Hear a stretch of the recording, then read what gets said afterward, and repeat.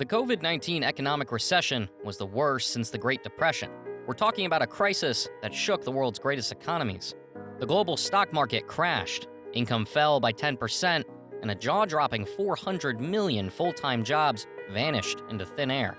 You may think that the US and China have bounced back, and thus other developed countries should have as well. But no, the UK is still stuck in murky waters.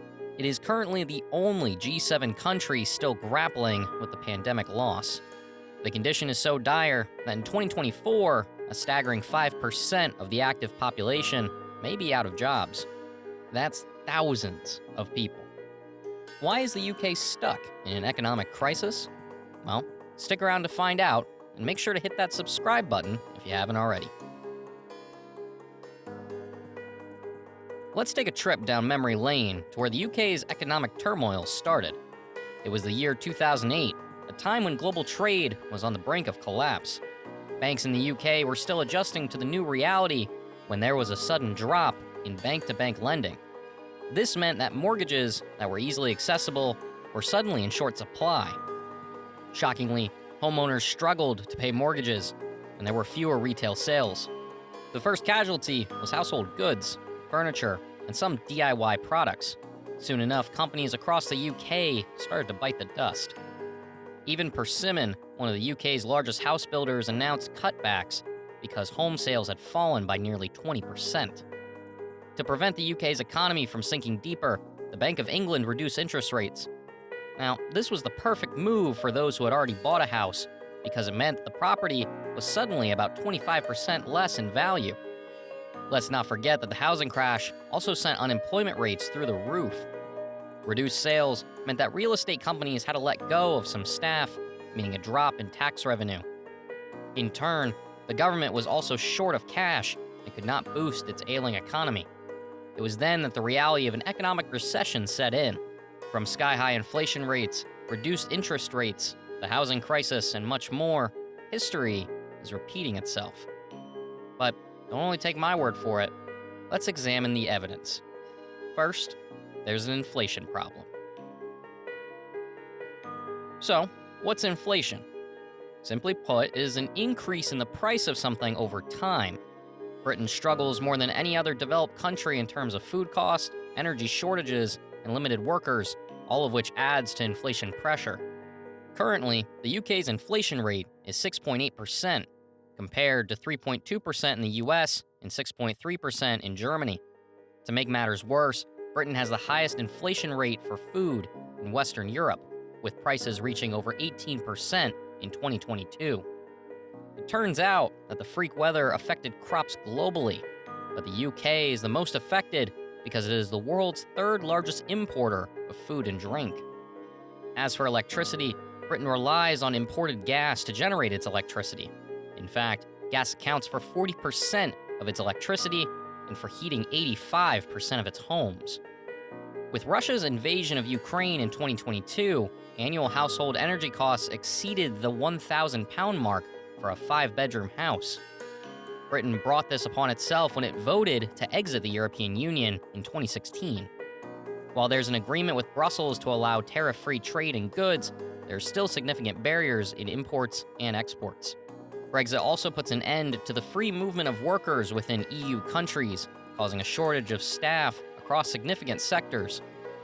In the wake of this looming disaster, the Bank of England thinks it's got the magic wand to tame the rising inflation. Put simply, it raised interest rates. What does this mean for the UK's economy? Well, let's see.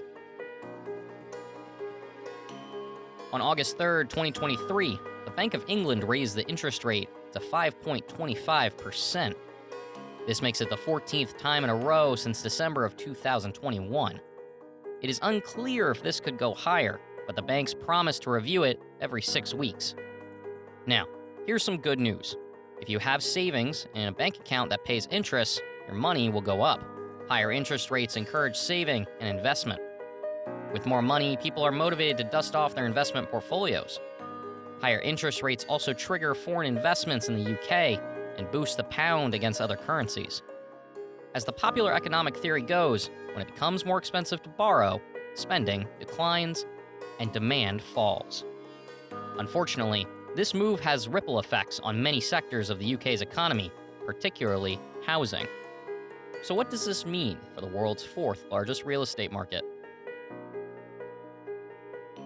UK house prices have fallen at the fastest annual rate in 14 years. The price of a regular home is around £260,826, below what it sold for in August 2022. Higher interest rates have sent mortgages soaring, making first-time buyers scared. As for sellers, they're forced to slash their asking price if they want to make a sale. Those paying mortgages are feeling the pinch of monthly payments soaring beyond control. In most cases, the out-of-control interest rates lead to extra payments into the hundreds of pounds. As of June 2023, there were about 86,000 completed housing transactions in the country.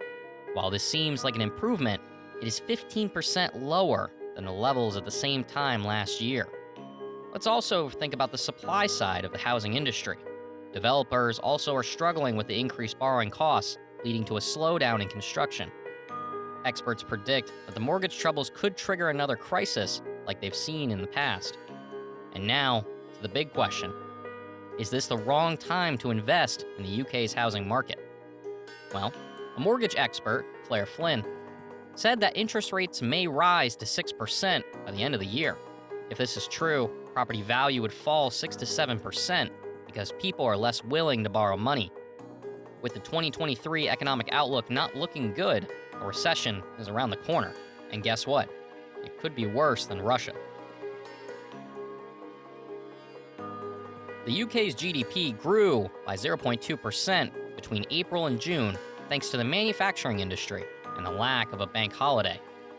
Still, researchers from the National Institute of Economic and Social Research are painting a gloomy picture. They predict that food and energy costs will keep rising in the coming year. GDP will struggle, income inequality will worsen, and unemployment debt will skyrocket. Although the Bank of England rules out the possibility of a recession, it admits that the economy will be sluggish for the next few years. Chancellor Jeremy Hunt said that the UK's economic outlook is better than expected. The IMF even corroborated this. Earlier this year, they projected the UK to be the worst performing major economy in 2023, shrinking by 0.3%. But thankfully, they've reviewed the forecast, saying it will grow by 0.4%. In 2022, the UK beat all other economies in the G7 to be the fastest growing economy. Sadly, the tides are turning in 2023, with analysts saying it will be the worst performing G7 country this year. A recession occurs when the economy, measured by GDP, shrinks for 6 months in a row. So far, UK GDP figures have been fluctuating for the past 9 months. The problems caused by a recession include job loss, shutdown of businesses, bankruptcy, less vibrant streets, unemployment. You name it, it's probably there.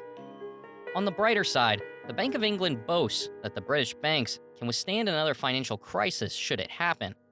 How true? Only time will tell. To top it all, the UK's biggest cities are starting to feel the heat of the biting economy. A few days ago, Britain's second biggest city declared bankruptcy.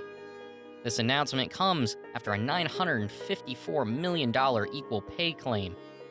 The council responsible for over 1 million people has halted spending on essential services.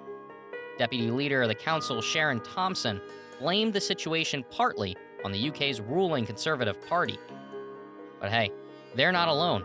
Many local governments in the country are in similar shoes. They're struggling with unprecedented financial challenges caused by increasing adult social care, dramatic reductions in business rates, incomes, and inflation. Councils like Croydon, Thurrock, Slough, and Northamptonshire joined the bankruptcy party in recent years. Thurrock issued a notice at the end of 2022 due to the loss of investments and funding gaps.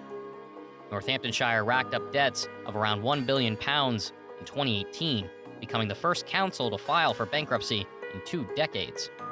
Birmingham isn't just any city, though. It is the largest in central England.